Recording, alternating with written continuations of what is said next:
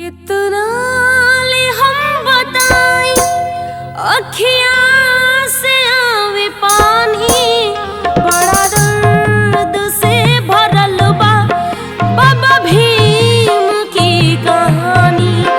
कितना ले हम बताई अखियाँ से आवे पानी, बड़ा दर्द से भरल बा बाबा भीम की कहानी।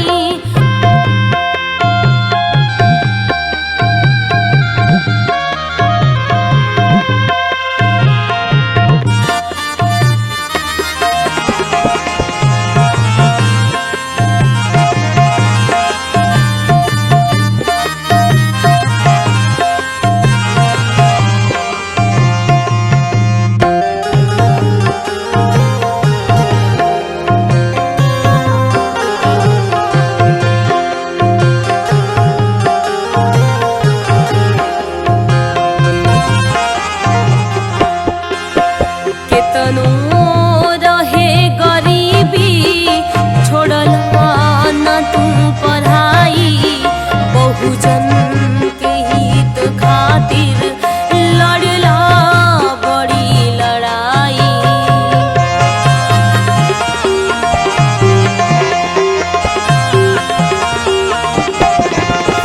केतनो रहे गरीबी छोड़ला न तू पढ़ाई, बहुजन के हित खातिर लड़ला बड़ी लड़ाई। दिहला तू देश खातिर बेटा के कुर्बानी, बड़ी दर्द से भरल बा ओ बाबा भीम की कहानी। केकरा ले हम बताई अखियाँ से आवे पानी, बड़ी दर्द से भरल बा ओ बाबा भीम की कहानी।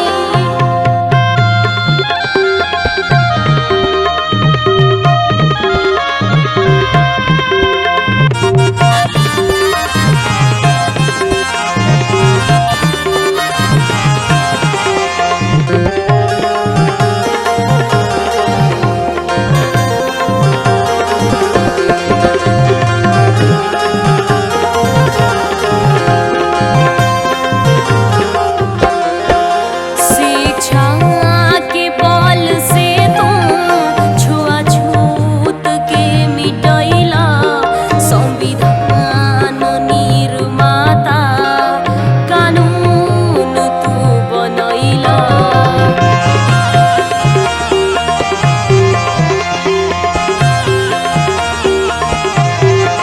शिक्षा के बल से तू छुआछूत के मिटैला, संविधान निर्माता कानून तू बनैला।